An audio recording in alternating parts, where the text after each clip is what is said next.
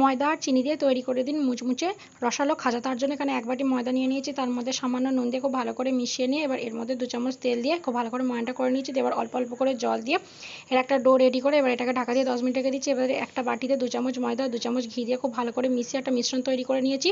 এবার এধারে একটা কড়াইয়ের মধ্যে 1 কাপ চিনি আর 1/2 কাপ জল খুব ভালো করে মিশিয়ে 2 মিনিট জাল করে একটা চটচটে চিনি সিরা তৈরি করে ঢাকা দিয়ে এক পাশে রেখে দিয়েছি। এবার যে ডোটা ছিল তার থেকে লেচি কেটে নিয়েছি। এবার 3টে লেচি নিয়ে খুব পাতলা করে 3টে রুটি বেলে নিয়েছি। এবার একটা রুটি নিয়ে যে ঘি আর ময়দার মিশ্রণটা করেছিলাম তার মধ্যে প্রলেপ লাগিয়ে দিচ্ছি। এইভাবে পরপর 3টে রুটিকেই করে নিচ্ছি। দেখুন 3টে রুটিকে করে নিয়েছি। এবার একটা পাশ থেকে ধরে এইভাবে টাইট করে রোল করে নিয়েছি। এভাবে একটা চাকু দিয়ে এইভাবে করে কেটে নিয়েছি।